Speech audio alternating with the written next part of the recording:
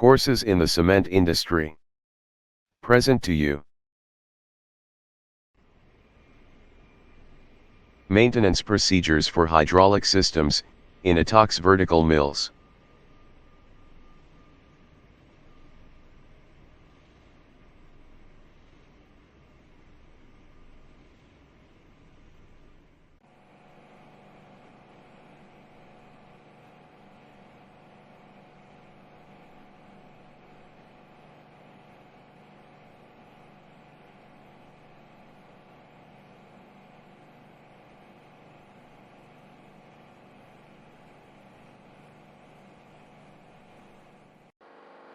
The hydraulic systems for Atox vertical mills. First, we watch this video of a hydraulic circuit, for Atox vertical mills type AM, KM25 from the site. The hydraulic system's main function, is to maintain the grinding pressure within a set range, and to control the position, up and down, of the grinding rollers. The hydraulic system consists of a hydraulic pump unit, oil tank, valves, and a hydraulic pump, 3 hydraulic controlled cylinders, and 1 set of connections between the pump unit and the cylinders. The oil tank is equipped with a heating element, and a circulation pump to heat the oil to a proper operation temperature. In the circulation string, is built in a filter to clean the oil, and a water-cooled heat exchanger to cool the oil if necessary. The heating and circulation are, based on a temperature measurement in the oil tank, controlled from the local control panel. The water-cooled heat exchanger is likewise controlled, by the temperature sensor in the oil tank. The hydraulic pump supplies through the valve block oil to the cylinders. The grinding pressure and the position of the grinding rollers, are controlled by starting and stopping the hydraulic pump, and by opening and closing the valves.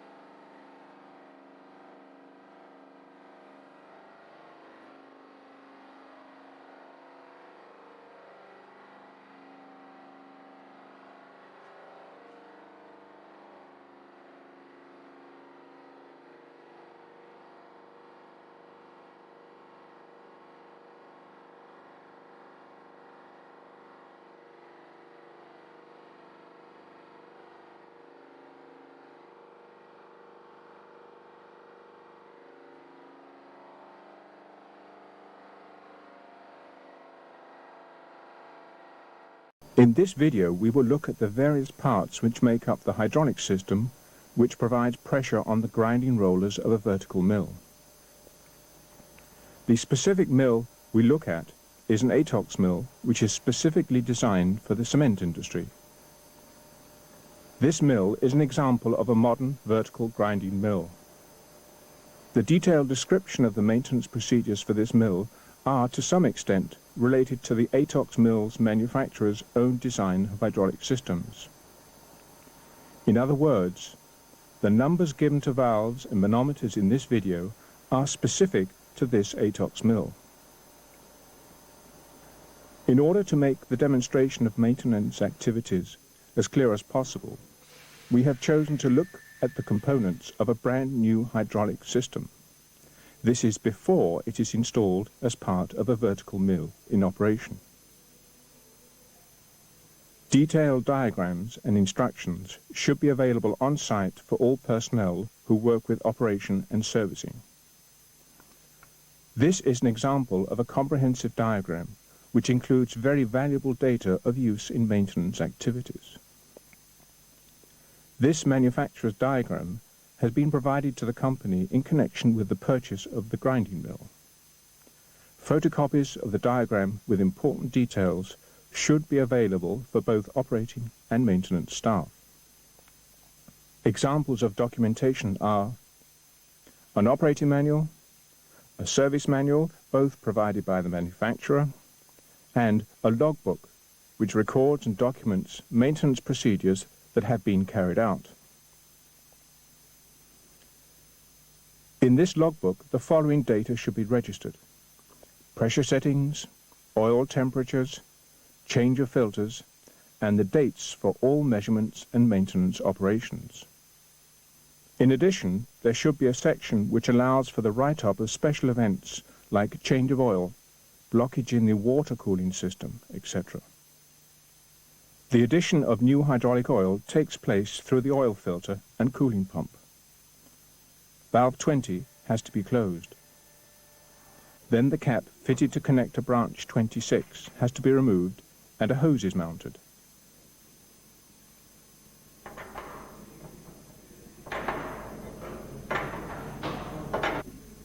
The other end of the hose is put into a drum of hydraulic fluid, approximately 200 litres, and the electric motor 25 is started.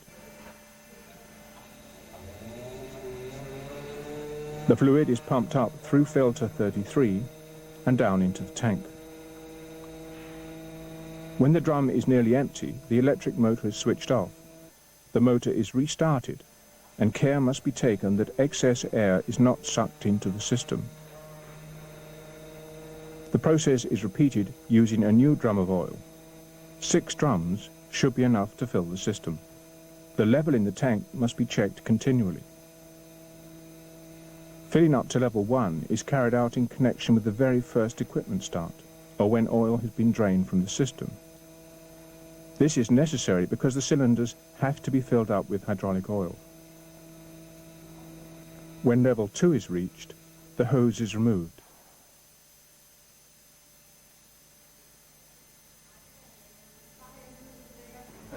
The cap is remounted and the valve 20 is reopened. Emptying hydraulic fluid from the system is also carried out using the filter pump. In this case, the cap on connector branch 30 is removed and the hose is mounted here. The use of electric motor 25 will now empty fluid out into an empty drum.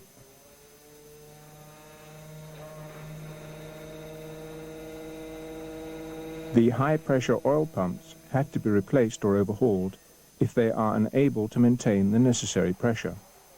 A first indication that the oil pressure is not high enough is an increase in the drain oil volume as measured in flow meter 14. The delivered pressure from the pump is read from manometer 41. This pressure can be adjusted by turning the pressure compensator, which is at the side of the pump. The pump should be capable of delivering 200 bar, but this pressure cannot be adjusted to be higher than the setting which has been selected on safety valve 58. the safety valve is adjusted in connection with the manometer.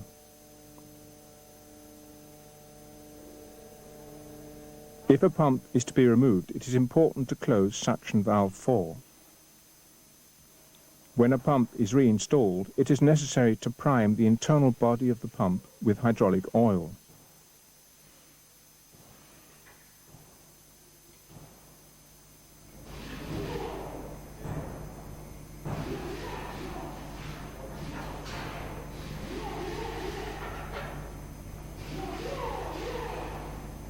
When an electric motor or a filter has been installed, system valve 4 must be reopened. When restarting the motor, it is important to check the actual direction of rotation immediately. The correct direction of rotation is shown on the body of the pump.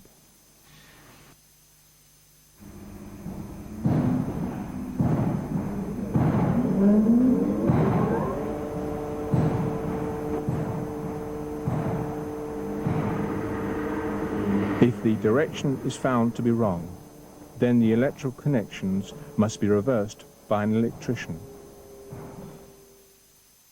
Like all hydraulic systems, the removal of air from the system is of vital importance.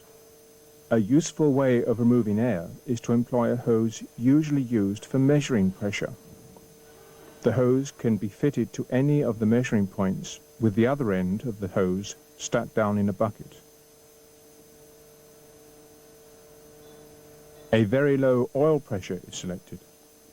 The absence of air escape noises and a very stable pressure reading on the manometer shows that air has been expelled from the system.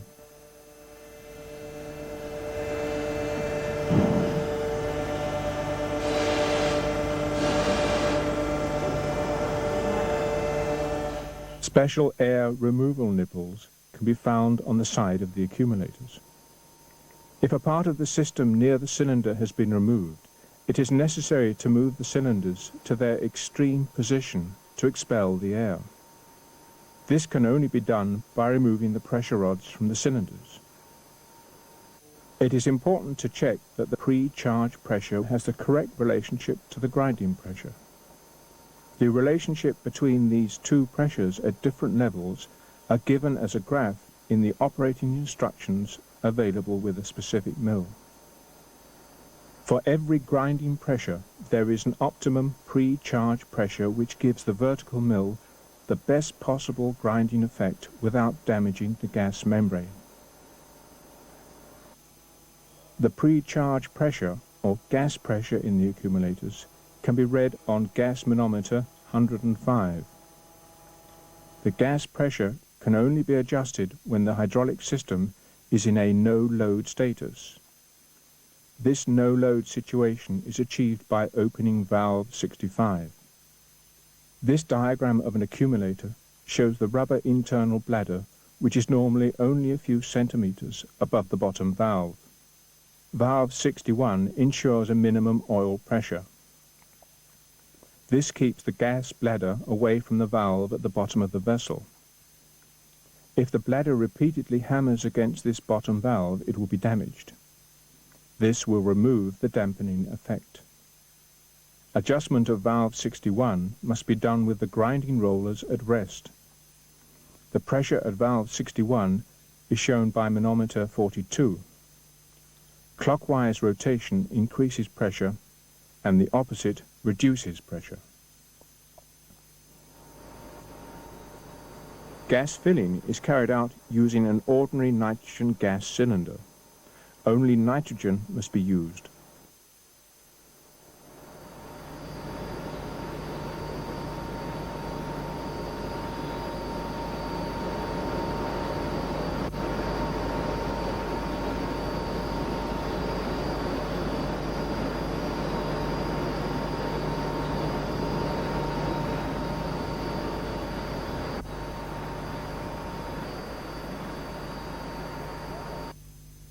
Each cylinder has scraping rings, which remove dust and dirt from the piston.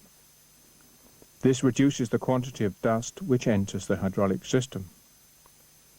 In addition, there are seals within the cylinders, which are also subject to wear. These seals are placed just behind the scraping rings, The wear which has occurred at these rings can be controlled by the manometer hose 102. The hose can be released from the bottom of the cylinder. The quantity of oil which leaks past the seal will indicate the state of these seals. The greater the volume expelled, the more worn the seals are. If this volume is significantly greater than was the case when the seals were new, these seals should be renewed. Once a year, the piston seal should be replaced, and the cylinder internal diameter should be measured at the place within the cylinder where there is most direct contact between the cylinder wall and the sides of the pressure piston. The diameter at this point of maximum wear should not be greater than 0.1 millimeter compared with the diameter of the cylinder where the piston rarely works. A difference greater than this means that the cylinder tube must be changed. Cleanliness is of the utmost importance for the continuous well-functioning of hydraulic systems. If any part of the system is dismantled, even for a short period, the item must be cleaned internally as well as externally. Two items are particularly important in general maintenance: the oil temperature and oil purity. The oil's working temperature must be between 50 and 55 degrees centigrade. The temperature is regulated by the water oil cooler. The volume of water passing through the cooler is controlled by thermostat valve 35. The filter for the water flow is number 34 and should be checked regularly. Very frequent controls of the filter must be made if the cooling water is of an open type with water entry from natural water reservoirs. The oil cleanliness is maintained by filter 33.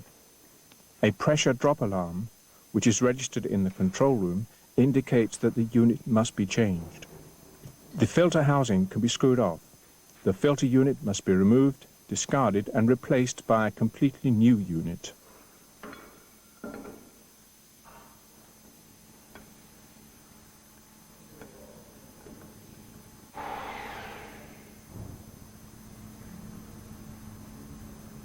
Impurities can enter the system through the tank filter if this is not functioning properly. Another source of impure hydraulic oil is contamination around the piston rings. This happens when the scraping rings are worn. Both the tank filter and the scraping rings must be changed every year. Condensed water which collects at the bottom of the tank will soon destroy the properties of hydraulic oil.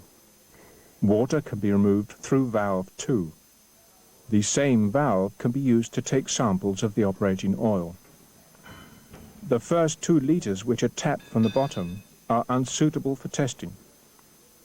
The next oil must be collected in a suitable container. An oil sample must also be taken from valve 92. This should be sent to any reputable laboratory or other agency which, amongst other things, must carry out a particle count using ISO 4406.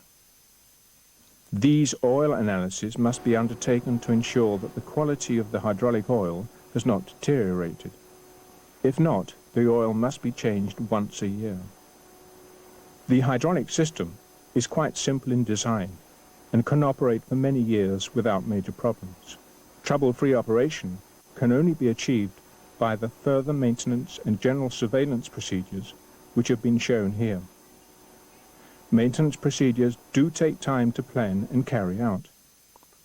However, the cost to the company of lost production and expense of changing major components in the hydraulic system are so great by comparison that maintenance cannot be neglected.